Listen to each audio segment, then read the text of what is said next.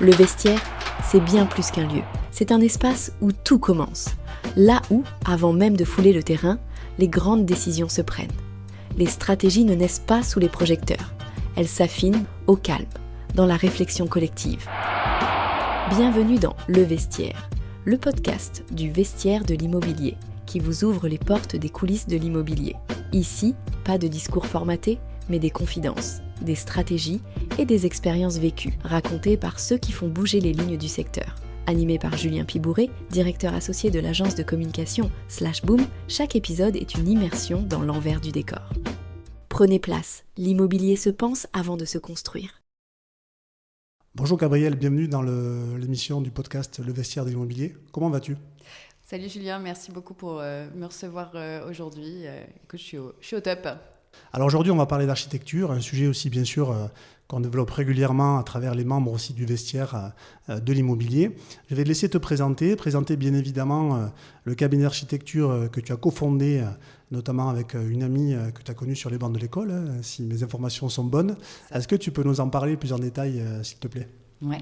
Nous, on a monté avec Audrey, du coup, notre agence il y a 8 ans, en sortie d'école. Donc, on avait 22 et 23 ans et pas grand-chose à perdre, ni financièrement. Voilà, on payait nos apparts avec des babysitting.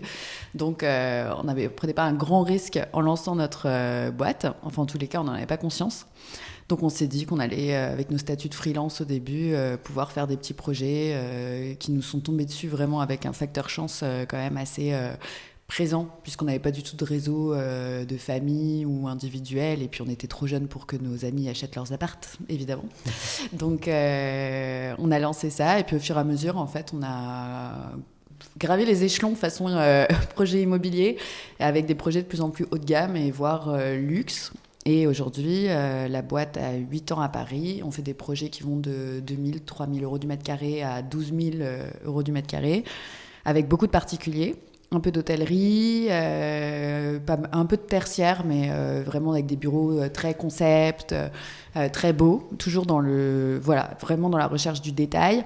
Et on a une agence à Cannes aussi qui a été développée il y a 2 ans et demi maintenant, qu'Audrey gère. Elle fait 3 semaines dans le sud et 1 semaine à Paris quand même parce qu'elle ne m'a pas complètement abandonnée.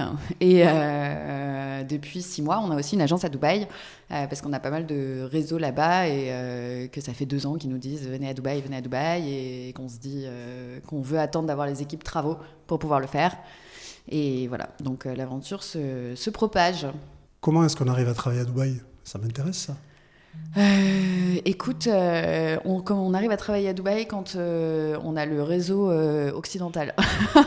Je pense qu'en tous les cas, nous, on n'a pas fait le pari d'arriver à travailler avec des entreprises travaux locales. Alors, des fournitures, ça, c'est carrément possible parce qu'ils ont exactement les mêmes matériaux que nous et qui coûtent beaucoup moins cher.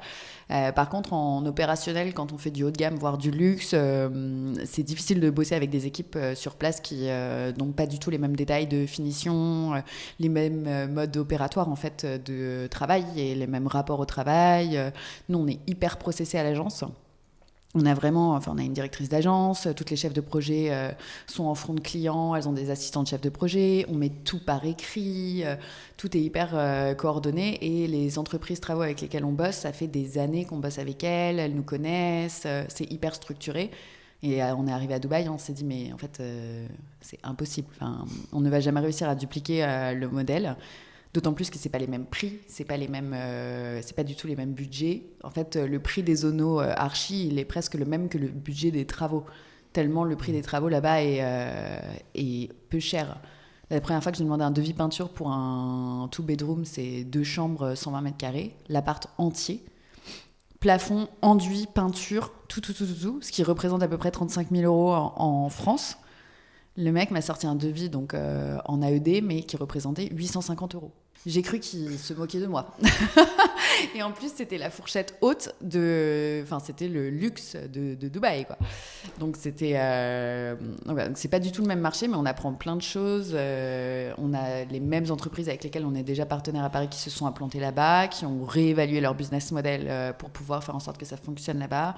On a un gros réseau de Paris, Cannes, Genève, qui est aussi présent à Dubaï. notamment dans les milieux financiers dans lesquels on gravite pas mal. Et on apprend et on se marre. Voilà. Très bien, très bien. Alors, on va revenir après, bien évidemment, sur des éléments techniques, un peu de ce que tu fais. J'aimerais savoir ce qui t'a donné envie de faire ce métier. J'avais besoin de bosser. Et moi, mes parents, ils viennent de milieux plutôt artistiques et ils n'ont jamais envisagé, considéré les sujets d'école de commerce, tout ça, ingénieur. Pour moi, c'était pas, enfin, j'en avais jamais entendu parler de ma vie. Je savais pas ce que c'était et je suis partie très très jeune de chez moi et j'ai tout de suite bossé avec des métiers étudiants en parallèle de mes études. J'avais besoin de gagner de l'argent et les formations en architecture d'intérieur permettaient d'être en alternance. Donc, je me suis dit, je sais ce que sont les milieux artistiques, ils sont beaucoup trop fous pour moi, les musiciens, les dessinateurs, mais je savais très bien dessiner, je savais faire de la musique, mais c'était pas du tout pour moi. Et je me suis dit, bon, le moins fou des domaines un peu créa, c'est les archis d'intérieur. Donc ça, c'est pour moi. Audrey, elle, pour le coup, ça a toujours été... Elle a été sur les chantiers avec son père quand elle était petite. Elle était passionnée. Audrey, elle était passionnée de plomberie à 8 ans, quoi. Ce qui n'est pas du tout mon cas. Donc ça s'est fait comme ça. Et on était hyper complémentaires, en fait. Pendant nos études, on s'est rendu compte à la fin de nos études qu'on était hyper complémentaires. Et on s'est dit... Moi, j'adore les humains. Donc sur toute la gestion de projet opérationnel, clientèle, d'expliquer les choses, de coordonner et tout. Et Audrey, elle est hyper technique. Bon, évidemment, depuis 8 ans, les choses se sont complètement équilibrées, mais on a commencé comme ça. Et c'est ça qui a fait qu'on s'est lancé sans trop réfléchir. Ouais, donc c'est parti aussi d'une complémentarité. Complètement. Qui a fait que vous êtes lancé aussi sur ce métier. Ah ouais. C'est pour ça qu'on s'est lancés toutes les deux, parce qu'on n'était pas copines, hein, on était juste dans la même classe, mais on n'était pas du tout potes. Audrey, elle était au premier rang, moi j'étais au dernier rang. C'était pas, on n'avait pas du tout les mêmes façons de voir les choses. Et est-ce que tu peux nous expliquer comment vous avez justement gravi les échelons ? Comment ça s'est passé un peu cette histoire ? Parce que c'est l'entrepreneuriat, c'est pas évident, il y a beaucoup d'obstacles. Comment ça s'est passé ? Je pense qu'on a une chance, c'est qu'on n'a pas beaucoup réfléchi. Et ni à combien d'heures on bossait, ni à se regarder le nombril et se dire qu'on est fatigué. Je pense qu'on n'a pas réfléchi, on a tout fait. Et on n'avait pas l'intention de se faire payer au début parce qu'on ne se sentait pas hyper légitime. Alors là, il y a une grande mode en ce moment sur tous les réseaux sociaux. Faites-vous payer les honoraires, pas de ristourne. Hein. Bon, chacun fait comme il veut, hein, mais je pense que méga connerie quand tu te lances, que tu es jeune, que tu n'as pas d'expérience. Enfin, je veux dire, pourquoi les gens ils partiraient avec toi en fait ? Enfin, tu vois, nous, on a fait plein de conneries. Mais les 2 premières années de la boîte, on a fait des conneries. En archi, tu touches à des sujets structurels, tu as des sujets administratifs avec les copros, tu as des trucs qui sont hyper... ça peut être hyper grave de faire ça. Et nous, on a fait des trucs, on a fait des vraies conneries. Hein. Donc, heureusement qu'ils ne nous ont pas payé nos honos. Enfin, moi, je me serais sentie méga mal qu'ils payent le prix normal d'une presta. Le deal, c'était ça. C'était tu nous donnes des projets, tu nous fais confiance pour pouvoir commencer, nous faire un book, nous faire une expérience, en fait. Donc, ouais, tu nous payes des cacahuètes, juste de quoi payer nos loyers à 850 balles dans nos studios, et puis voilà. Et on va pas faire la fine bouche, au contraire. Et on n'a jamais voulu... Évidemment, au fur et à mesure, on s'est fait payer, parce que plus on se sentait légitime, plus on faisait des offres qui étaient en corrélation. Mais il faut pas, c'est pas parce qu'on se lance qu'il faut tout de suite se faire payer comme si on avait 30 ans d'expérience. Enfin, je suis assez contre ce principe. Tu prêches un convaincu. Moi, je fais beaucoup d'interventions auprès d'étudiants. Hein. Les étudiants, c'est très court terme, très qu'est-ce que je peux en retirer. Et même nous, encore aujourd'hui, dans tout ce qu'on fait dans l'écosystème concret, il y a beaucoup de gens aussi qu'on aide. Et après, on ne sait pas forcément si on aura un retour direct par rapport à ça. Même de construire un réseau, bien sûr. Finalement, ça se fait sur la durée. Exactement. Je suis plutôt aligné avec ce que tu dis. Et je pense qu'il faut, bien évidemment, le redire et le redire parce qu'on n'a rien sans rien. Et surtout, quand on débute, il faut se faire la main, il faut se faire des références. Bien sûr. Puis voir long terme, il faut être malin. Nous, on nous dit souvent, vous étiez jeune, enfin, on est 2 blondinettes à 22-23 ans sur les chantiers avec les mecs qui ont 50 ans et qui te disent, t'es là pour leur dire comment il va faire son réseau de plomberie, t'es pas accueilli gentiment souvent. Et l'humilité de te dire qu'en fait, le mec, ça fait 30 ans qu'il sait faire des réseaux de plomberie, l'autre, il fait des réseaux d'électricité. ça le saoule d'avoir 2 minettes sur le chantier qui sont là en train de lui dire moi je veux ça, sans avoir forcément réfléchi au sujet. Et l'humilité de te dire aussi que le mec il peut t'apporter des choses, il peut t'apprendre, et que c'est pas parce que t'es supposé lui donner un job que t'es son supérieur, quoi. Ça aussi, on le voit beaucoup sur les chantiers, la guéguerre entre les archis et les ouvriers, mais en fait c'est une équipe. Exactement, moi j'ai des amis qui sont conducteurs de travaux, chefs de chantier, et bien évidemment quand tu gères de l'humain aussi, c'est difficile. Donc je suis aligné aussi avec toi. Qu'est-ce qui t'anime le plus au quotidien dans ce que tu fais ? Justement, c'est ça, c'est l'humain. Je pense que quand t'es archi ou archidinte, ou t'es chef d'orchestre, donc tu vas gérer des clients qui viennent de milieux sociaux hyper aisés, forcément. Quand tu dépenses 10 000 € du mètre carré, t'as des attentes de finition, t'as l'habitude d'aller dans certains hôtels, t'as besoin d'avoir un certain service, etc. Et c'est très bien, mais tu dois coordonner tes clients et tu dois coordonner les entreprises travaux, qui elles n'ont pas du tout les mêmes problèmes. Tu as des équipes qui sont moldaves, qui passent 3 mois en France pour bosser, 3 mois en Moldavie, qui reviennent, ils sont à 9 dans un studio à Paris pour pouvoir bosser. Tu le sais en fait, ce sont les conditions réelles du chemin. Mais toi, tu dois coordonner tout ça pour que tout le monde y trouve son compte et que ce soit juste pour tout le monde. Donc tu dois mettre en lumière un peu un projet qui va être créatif.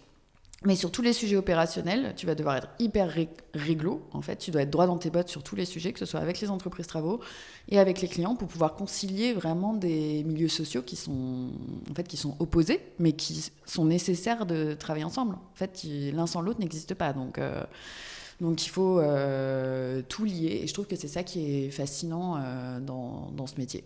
Alors, quelle est la recette ? D'être bienveillant et droit dans ses bottes, de tout écrire et de toujours en accord entre ce qu'on dit et ce qu'on fait, et de jamais... Et je pense que c'est la recette aussi pour monter sa boîte, quel que soit le secteur. Mais par exemple, nous, on est 17 à Paris, 5 dans le sud. Enfin, ça grossit, et tout le monde avait dit... tu verras, quand vous aurez dépassé le nombre de 7-8 personnes, ça va être l'enfer. Tout le monde va se tirer dans les pattes au bureau, il y aura les histoires, le management ne sera pas le même. Alors c'est vrai, le management, c'est pas le même quand t'es 20 que quand t'es 10, ça c'est sûr. Mais en fait, si tu fais les choses en expliquant, en étant hyper transparent et en expliquant les choses, franchement, c'est pas le même. Ça fait une bonne cohésion d'équipe, quoi. Et ça se ressent après dans les projets. Si à l'intérieur de chez toi, dans ta boîte, ça se passe hyper bien et il y a une bonne ambiance, en fait, je pense que ça se passe bien aussi dans les projets. Je suis aussi d'accord avec toi, ça fait pas mal de points communs, c'est bien. On est content que tu sois avec nous pour partager tout ça. On va parler un petit peu du marché, notamment sur les tendances aussi qu'on peut avoir là-dessus. Qu'est-ce qui est selon toi la plus grande transformation à venir concernant l'architecture ou le métier d'architecte ? Qu'est-ce que tu perçois toi au quotidien avec toutes les missions que vous faites, les projets En fait, ça va être énorme comme transition, parce que ça l'est déjà. C'est-à-dire que le métier d'architecte et d'archi d'intérieur aujourd'hui, il est très différent de celui qui était là il y a 20 ans. On dessinait à la main, ensuite il y a eu AutoCAD, les logiciels, et ça déjà, il y a encore des archis aujourd'hui qui exercent, qui sont toujours pas sur AutoCAD, qui sont toujours à la main. Donc on n'a toujours pas dépassé complètement cette génération. Donc nous, notre métier est celui de Patrick Join, Bill Mott, etc. C'est pas du tout le même en fait. Déjà, il y a 2 ambiances. Ensuite, ça a changé de secteur. Avant, c'était que des hommes. Qui venaient de familles plutôt hyper aisées et qui avaient cette chance de pouvoir exercer un art, parce que c'était un art. Aujourd'hui, c'est complètement démocratisé. Comme tu me disais tout à l'heure, il y a 1000 formations pour devenir archi en 6 mois. Les trucs sur Internet sans jamais avoir mis le pied sur un chantier. Enfin, c'est horrible ce que je dis, mais... C'est cliché, mais toutes les filles qui s'emmerdent parce qu'elles n'ont pas besoin de bosser, elles vont toutes devenir décoratrices. Il y a une espèce de vague de mode sur ce métier-là qui va faire que ça va complètement changer. Plus évidemment l'arrivée de l'IA qui va changer drastiquement tous les sujets de créativité, de rendu de projet. Nous, on commence déjà à l'utiliser énormément à l'agence. Ça nous aide au quotidien, donc c'est pas encore assez développé, on n'a pas trouvé d'outils pour tout ce qui est de 3D, etc. C'est très dépersonnalisé et il y a encore énormément de travail, mais ça va à une vitesse incroyable, et dans 5 ans je suis incapable de te dire à quel point le métier va changer. Mais le métier d'archi, il va forcément changer dans le sujet avec les outils qu'on va avoir. Mais le sujet orchestré, humain, chef de projet, celui-là, je pense que c'était déjà le même il y a 50 ans, ça sera le même dans le futur. Parce qu'il faut avoir quand même des points de confiance, de coordination émotionnelle qui seront là. Mais sur toute la partie création de dossiers, ça va complètement changer. Mais dans le bon sens. Tout à fait d'accord aussi. Nous, on travaille, tu vois, notamment aussi avec mon agence de com, avec des IA artistes, aussi pour accompagner des architectes. Sur notamment, il y a tout ce débat, tu sais, entre les perspectives, le maquettage qu'on peut avoir sur des projets. Et aujourd'hui, on est au début, c'est l'exploration un peu permanente par rapport à ça, mais on est capable d'apporter un service et une couche supplémentaire, notamment aux architectes. C'est un sujet qui va prendre un petit peu de temps, hein, et puis bien évidemment, c'est aussi un aspect machine, hein. Il y aura moins ce côté dessin, comme ce que tu expliquais en préambule. Mais c'est vrai que nous, on le constate. Donc tu as raison. Ah oui, ça va très très vite. Et le rendu peut être vraiment époustouflant. Et surtout, avec l'IA, ce qui est super intéressant, c'est que tu vas pouvoir faire 15 variantes. Ton client, le projet, il va changer comme ça du tac au tac. Tu es en capacité de le faire rapidement, sans forcément aussi dépendre que ce soit d'un logiciel ou d'une intervention humaine. Hein. Et là, c'est vrai qu'il y a des gains de productivité qui peuvent se faire. Ouais. Donc, et les casques de réalité augmentée aussi. Tout à fait. Nous, on est en train de voir là pour réussir à faire immerger nos clients dans nos 3D. Donc, parce qu'aujourd'hui, on peut les faire immerger dans un espace existant et modifier ensuite cet espace existant. Nous, on voudrait faire l'inverse. Donc, on est en train de regarder avec des ingés pour pouvoir le faire. Bon, c'est pas encore au point, mais bon, je suis sûre que d'ici 2 ans, ça va être fait. Et ça sera une autre façon de procéder aussi. T'imagines, t'arrives dans l'appart et tu vois déjà tout refait alors que c'est pas encore arrivé. Tu valides le moindre tiroir à couvert. Là, nous, on est en train de refaire un petit hôtel à 1 heure de Paris avec Audrey qui va ouvrir là en mai. Et on s'est mise, du coup, c'est nous, nos clients. On a fait pour nous. Exercice hyper compliqué, mais qui vient te remettre quand même bien les pendules à l'heure en te disant que quand tu trouves que ton client, ça fait 3 fois qu'il change d'avis et tout, bah là, je peux te dire qu'on fait plus les malines parce que nous aussi, ça nous est arrivé en cours de chantier de se dire ah mince, en fait, non. Alors que tous les jours, quand tu es archidinte, tu pestes quand il y a tes clients qui te font ça. Et là, l'utilité d'un casque de réalité augmentée, mais on l'a tellement en tête là. Ah, mais ça, c'est clair. Après, c'est peut-être pas adapté à tous les marchés, peut-être aussi tous les clients. Parce qu'on le disait en préambule, vous avez quand même un positionnement d'aller aussi sur un peu plus haut de gamme. Là, je pense que ça a du sens. Et sur des choses un peu plus bas de gamme, faut voir si vraiment ça a une utilité. Et puis, il y a quand même un coût aussi, bien évidemment, à tout ça. Mais je pense que tu as raison de souligner un petit peu ça. Tu penses que ton métier, en 2050, il va ressembler à quoi ?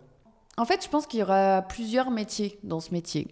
Comme d'ailleurs, il y a aujourd'hui des architectes construction HM/ONP, des PLG, des architectes d'intérieur, des designers et des décorateurs. Je pense que dans 2050, ça va être encore pire parce qu'il y aura tout le mass market de tous ces gens sortis d'école en 3 mois de formation qui auront payé une tonne pour avoir un diplôme pourri et surtout pas d'expérience. Enfin, je dis ça, mais moi, j'ai un diplôme pourri. Hein. Notre école, c'était une école d'archi d'int privée dans laquelle, si tu payais ton école ou si ton entreprise payait ton école, tu avais ton diplôme. Ne nous mentons pas. Mais néanmoins... Tu vas pas te faire des amis, là. Oui, mais bon, j'ai l'habitude. Mais au moins... T'avais la formation en alternance, t'avais beaucoup de stages et en fait c'est comme ça que t'apprends. C'est pas vraiment à l'école en faisant des maquettes en carton-plâtre pour faire un rectangle d'or du Corbusier, tu vois. Enfin ça, t'apprends pas grand-chose. On t'a jamais parlé d'un budget, on t'a jamais parlé d'un fil électrique, comment ça se gaine. Donc in fine, l'école elle est là, elle te fait réfléchir, elle t'apprend à réfléchir si t'as du mal à réfléchir tout seul. Mais c'est pas sur les sujets opérationnels que ça va être bon. Donc en 2050, je pense que t'auras tout le mass market de la déco et va être un peu partout. C'est-à-dire que même dans les milieux sociaux, enfin, faut remettre les choses dans le contexte. Hein, la déco, on n'est quand même pas sur un besoin primaire. Hein. Enfin, tu vois, c'est vrai. Il y a des gens, ils nous appellent, ils nous disent j'ai une maison au fin fond du 77, je veux tout refaire, j'ai regardé sur M6, ça va être extraordinaire. J'ai mis 27 000 € de côté depuis 10 ans pour réussir à refaire toute ma déco. Et t'es là, mais 27 000 €, enfin, va chez Leroy Merlin, va t'acheter des planches, va faire ta... Mais c'est très bien. Oui. Tu n'as pas besoin d'avoir un intérieur extrêmement design. Tu as d'autres priorités, c'est pas les mêmes. Et les gens commencent à s'inventer des besoins de déco qui sont juste lunaires et qui sont en dehors de la réalité totale de... mais ce qui va avec tous ces modèles d'influenceurs qui font semblant d'être méga luxe alors qu'en fait, ils mangent des patates toute l'année avec leur sac Dior. Enfin, pardon, je m'énerve. Non, c'est assez vrai. Je pense que c'est assez juste. Après, il y a des tendances. Les gens aussi ont des envies. Hein. Et après... mais c'est des mensonges. Et moi, je trouve ça dangereux. Tu vois, j'ai des enfants et je me dis, ils vont vivre et ils vont grandir dans un monde où ils vont avoir l'impression que les gens sont tous blindés avec des vies de success story de dingue, alors qu'en fait, c'est que du flan. Après, je plains des gens, il faut les éduquer un peu au niveau du sens critique sur les sujets. Même nous, ici, dans les bureaux dans lesquels on se trouve, on avait des débats au niveau des associés par rapport aussi à l'aspect qu'est-ce qui est important de mettre dans la décoration. C'est aussi sur la perception aussi de ce que tu donnes. Je pense que la décoration aussi et la patte aussi d'un architecte, les gens aussi, ce qu'ils cherchent, c'est aussi quand même de refléter quelque chose. Tu vois, et tu vas chez Leroy Merlin, c'est très bien. Tu vas chez Ikea, c'est très bien. Mais finalement, tu fais comme tout le monde. Oui, bien sûr. Tu vois, donc il y a peut-être cette recherche aussi un peu de patte aussi, ou de traces que tu veux laisser, hein, finalement. Oui, mais en fait, c'est qu'une question de, j'ai envie de te dire, de prix. Parce que, tu vois, les gens, ils viennent chez nous. On commence à avoir un petit nom dans le milieu. Mais... la plupart de nos clients, ils veulent la même chose que nos autres clients. C'est juste que c'est pas chez Ikea, c'est chez des marques qui coûtent 10 fois le prix d'Ikea. Mais en fait, ils veulent aussi un peu tous la même chose. Tout le monde est sur Instagram, tout le monde suit les tendances sur Instagram. Et c'est assez rare d'avoir des clients qui ont des envies... c'est des courants de mode, mais on est sur des sujets légers, hein, on n'est pas chirurgien cardio-thoracique, enfin, tu vois, faut se détendre aussi, hein, le côté où je me prends hyper au sérieux parce que je suis designer... Enfin, moi, j'ai parlé avec des archis, je me suis dit, mais waouh, enfin, redescends, quoi. C'est de la créa, c'est sympa, t'as une chance inouïe de faire un job dans lequel tu peux faire ça, mais te prends pas au sérieux, enfin, tu sauves pas des vies, quoi. Et ça, c'est le sujet de mode, de design, mais tu dois le voir aussi en com et tout. Je pense qu'en pub, on est sur des sujets extrêmement légers. On est sur du divertissement. Enfin, le sens de ce qu'on fait, on le trouve dans l'humain qu'on gère, les équipes qu'on monte, les valeurs qu'on véhicule au sein de nos structures, mais pas dans ce qu'on fait. Enfin, je veux dire, ni d'un point de vue écologique, ni d'un point de vue... Enfin, tu vois, il n'y a aucun sens réel. Tout à fait, mais faudrait presque même faire un autre épisode par rapport à ça, sur est-ce que c'est les sujets les plus importants qui nous accaparent le plus de temps ? Exactement. C'est un débat philosophique que j'ai beaucoup, même aussi de manière intérieure. Allez, on change le podcast. On part en philo. Mais oui, tu as raison. Tu as raison dans ce que tu dis. Mais je pense qu'aussi, il y a quand même aussi tu vois, souvent aussi, c'est les clients aussi quand même qui ont cette pression, tu vois, ou qui veulent quelque chose de vraiment parfait. Et je pense qu'après, voilà, ils recherchent aussi ça. Ouais, mais après, quand tu as un client qui va mettre 2 millions de travaux, par exemple, tu comprends que le mec, ça le stresse un peu et qu'il se dise que, il est en train de faire un projet de vie, émotionnellement, je sais pas, ils n'ont pas forcément les mêmes enjeux avec sa femme, elle veut rentrer tôt dans le bien, lui, il veut mettre de l'hyperluxe, elle s'en fiche. Donc, il y a tellement d'enjeux annexes qui viennent se mettre en place que là, c'est ton rôle, quand tu es archi, de respirer et de dire, écoutez, ça va bien se passer, ça va être beau, on va trouver. Il faut que ça prenne du temps parce que les choses bien faites, elles prennent du temps. Mais tu es en transparence, tu fais un planning, t'expliques, tu fais le truc. Mais tu comprends et tu lui rappelles aussi que il fait un super projet, qu'il a beaucoup de chance de faire ce projet-là et que toi, tu es là pour l'accompagner, que ça va être un moment sympa et qu'il n'y a pas de mort à la fin, quoi. Donc, oui, c'est de l'humain. Voilà. On y revient, revient par rapport à ça. Est-ce que tu as des rituels, des habitudes particulières qui vont favoriser la réussite d'un projet professionnel? Tu peux aller, si tu veux, aussi même sur la partie perso, mais est-ce que tu as quelques clés qu'on pourrait donner à nos auditeurs qui nous suivent? Le fait d'oser des trucs bêtes. Oui. C'est hyper important. En fait, on est tellement focus dans ce moment, dans les qu'est-ce qu'on va en dire, de quoi j'ai l'air. Et je vois les filles au bureau, nos chefs de projet qui retouchent leurs photos sur Instagram, on dirait des Big Mac du McDo. On les reconnaît même pas, alors qu'elles sont méga jolies, méga peps et tout. Je dis, mais qu'est-ce que tu fais? Et à cette ère-là, où on est tellement obnubilé par le regard des autres, je pense que ce qui fait la différence et ce qui fait que en fait, les gens vont vraiment regarder et s'intéresser à ce que tu fais pour de vrai, c'est en fait quand tu enlèves le masque et que tu t'en fiches et que tu oses faire ce que tu as envie de faire, même si c'est débile. Moi, par exemple, sur LinkedIn, c'est comme ça qu'on s'est rencontrés d'ailleurs, bien sûr.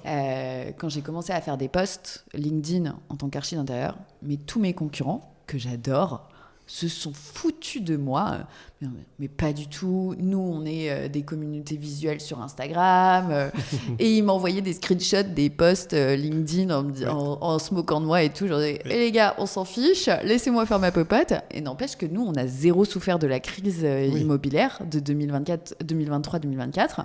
Nous, on a fait plus de 50% de chiffre d'affaires, alors qu'ils sont trinqués à fond, quoi.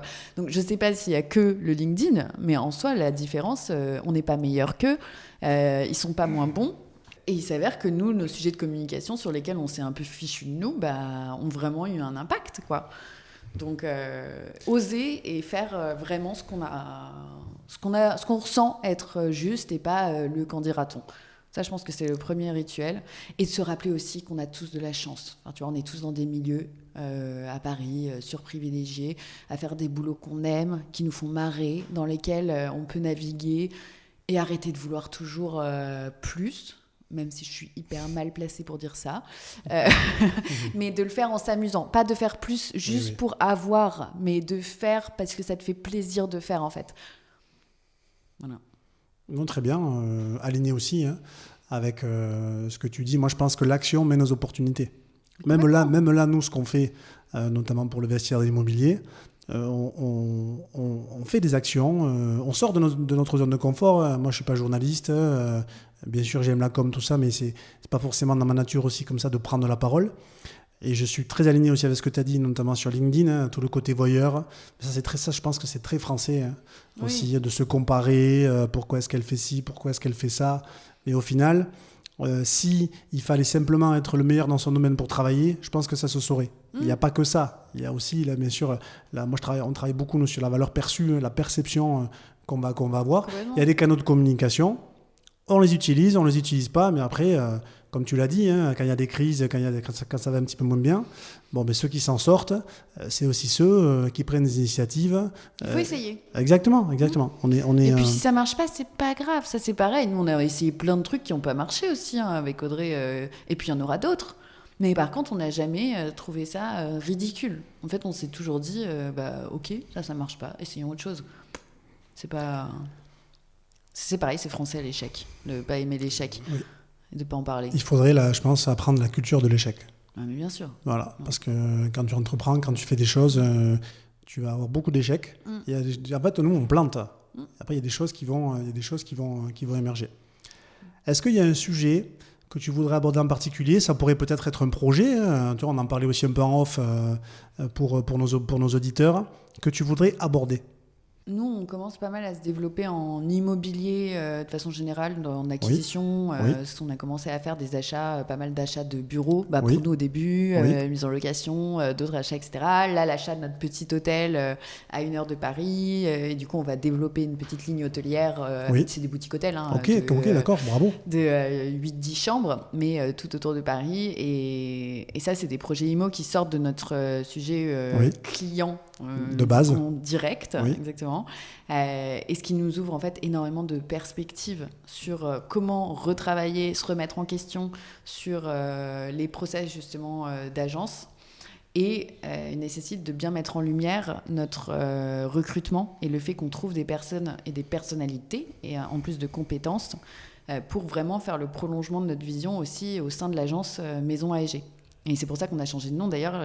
Ça faisait 8 ans qu'on était Audrey et Gabriel et que les gens nous connaissent encore aujourd'hui comme ça. Mais depuis 1 semaine, on est Maison AEG pour dépersonnaliser aussi l'agence et mettre en avant les vingtaines de collabs qui bossent avec nous. On a une directrice d'agence à Paris, les gens qui font de la com, et vraiment de pouvoir mettre en avant le fait qu'on soit une équipe de personnes qui savent faire et de talent, et pas juste deux personnes qui se mettent en avant sur LinkedIn. Tu vois Non, bien sûr, voilà, bien sûr.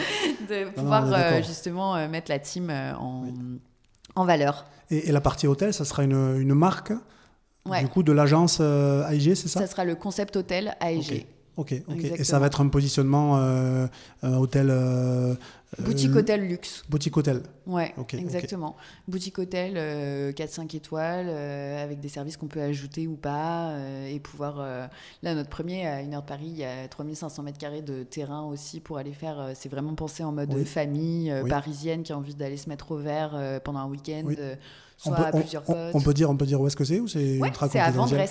Vendrest. Ouais, dans le 77. C'est entre Paris et Reims. Donc, et à la base, c'est une grosse maison bourgeoise avec une dépendance. Et on n'avait pas du tout l'intention de faire ça. Et on a vu on a vu cette maison, on l'a trouvée incroyable.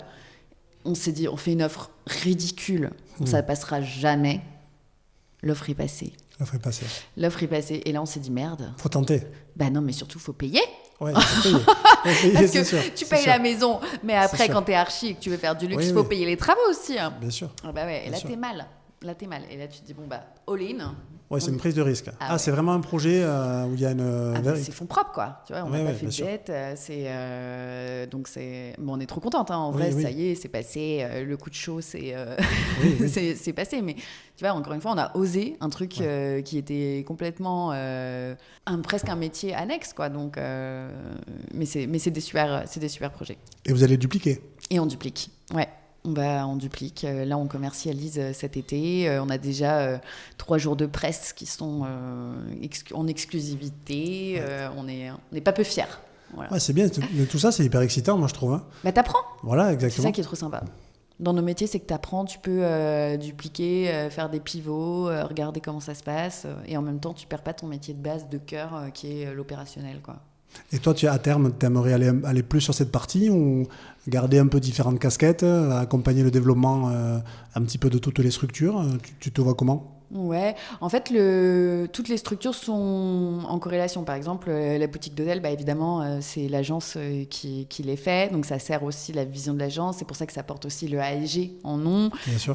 Donc, c'est toujours avec Audrey. Donc, c'est en corrélation. Tout va être en corrélation. Même si ce sont des activités différentes avec des business models différents, elles vont toutes se servir. Par exemple, le concept hôtel AEG, on va aussi communiquer avec l'agence qui a déjà une grosse communauté, notamment 50 000 personnes sur Instagram, pour aussi l'alimenter. Donc, et puis de faire vivre aussi l'expérience de l'agence, de notre volonté de faire découvrir des beaux espaces à nos clients, aux potentiels clients. Et de leur faire vivre un week-end dans notre concept hôtel pour qu'ils puissent voir ce que c'est de vivre dans un environnement qui est vraiment optimisé, quoi. Tu sais que nous, avec le Vestiaire Immobilier, on fait des week-ends avec les membres, et on fait des week-ends où c'est à chaque fois maximum entre 2h et 2h30 de Paris. Et ben voilà, donc le prochain est déjà booké parce que c'est en mai, mais après on en fait 2 par an. 2 par an, on en a un qu'en septembre, et il faudra qu'on regarde un petit peu. C'est Florent Gauthier qui s'occupe de tout ça au club. Trop bien. Parce qu'on est à la recherche aussi d'expérience pour les membres, et avec un cadre privilégié, tu vois, un peu premium. Génial. Que les gens puissent déconnecter. Parce qu'on parlait de Paris, tout ça, mais la vie ici, ça va un petit peu à 100 à l'heure. Tu vois, on ne s'arrête jamais. Bon, on est passionné par ce qu'on fait, mais parfois, prendre un petit peu de temps, réfléchir un peu sur des sujets, puis se laisser aussi apaiser par la nature, hein, l'environnement qui nous entoure. Je pense qu'aussi c'est bénéfique. Trop bien, on en reparle. Est-ce que tu as, pour terminer, des ressources à partager, des éléments pour s'informer? Ça peut être à destination peut-être des nouvelles générations, ça peut être sur des ressources particulières. Je pense que je suis très attachée. J'ai toujours adoré les ados et les jeunes adultes. Oui. J'adore cette tranche d'âge, mais même quand j'étais plus petite, c'était ceux-là qui me fascinaient. Et j'en embauche pas mal, j'en ai pas mal en stage notamment. Et là, ceux que je vois depuis 2 ans, ils me font peur parce que je me dis, ils sont tristes. D'accord. Ils sont méga tristes. Et du coup, j'ai vu aussi récemment que c'était la génération la plus triste sur les sondages qui ont été réalisés, la plus dépressive. Oui. Bon, ils ont tout leur lot de raisons, évidemment. Mais je pense que la mauvaise information et la quantité d'informations qu'ils reçoivent en quotidien y est pour beaucoup. Et si j'ai une ressource, un conseil à leur donner, c'est couper vos putains d'écran, quoi. Mais vraiment, coupez-les, quoi. Moi, je vois des filles au bureau, entre 2 rendez-vous, hop, Instagram, et clac, et qui regardent des mannequins toute la journée en train de se dire qu'elles sont moches. C'est 5 minutes, mais c'est 5 minutes, non, mais c'est 5 minutes, 25 images qui te lobotomisent, qui te dépriment. Et la culture aussi un peu du mauvais patron aussi, de se dire que ceux qui réussissent, c'est forcément des mauvaises personnes. Et donc, pas te responsabiliser sur le fait de ne pas réussir parce que toi, tu n'es pas une mauvaise personne.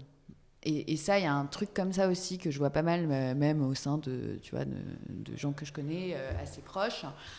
Je pense qu'il faut se responsabiliser. Tu vois qu'il y a un truc qui fonctionne pas ou qu'il y a un truc qui te rend triste, tu le changes. Tu restes pas dans le même mode opératoire. Il y a que les fous qui continuent à faire des choses qui ne fonctionnent pas.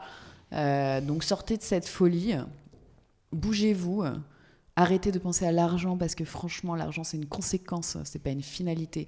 Si tu te marres, que tu fais un truc que t'aimes, t'auras de l'argent en fait. Ça découle, c'est évident. Mais d'abord, fais les choses dans l'ordre et fais un truc qui te fait marrer, quoi. Trouve ce qui t'anime, ce qui te fait vibrer, mais reste pas... moi, parfois, j'ai vraiment l'impression d'avoir un légume qui est là parce qu'il doit être là et ça me fait mal. J'ai envie de dire, mais pars, va prendre l'air, fais une balade, regarde le ciel. Enfin, vraiment, mais de toute façon, il y a une forme de déconnexion avec même le réel. Les nouvelles générations, moi je les côtoie régulièrement, c'est presque limite si tu regardes quand ils te parlent. Et je pense qu'aussi le Covid a fait beaucoup de mal aussi par rapport à tout ça. Donc c'est vrai que je pense qu'il faut se reconnecter aussi un petit peu à tout ça. Mais ils ont un devoir de faire ça. Oui, tu vois, pour eux, évidemment. Nous, c'est bon, c'est fait. Oui. Tu vois, moi, j'ai grandi sans le téléphone, donc après, je connais la vie d'avant. Ouais, mais eux, maintenant qu'ils réalisent que, tu vois, qu'ils ont l'information que justement ils sont tristes, que c'est pas normal leur état et tout. Maintenant, ils ont une responsabilité de se dire, ok, je vais me bouger, je vais faire les choses et je vais changer de mode opératoire pour trouver un truc qui me fait marrer. Excellent. On va laisser les gens méditer sur tout ça. Où est-ce qu'on peut te retrouver pour avoir des informations sur toi, sur le cabinet ? L'Instagram, c'est Maison AEG. Oui. C'est un peu notre vitrine. On mettra de toute façon tous les liens dans l'épisode. Ouais. Plutôt Instagram ? Instagram et LinkedIn aussi, Maison AEG, pareil, ou Gabriel Joanneau-Tavernier, parce que contrairement à ce que disent mes concurrents, ça fonctionne hyper bien, LinkedIn. Oui.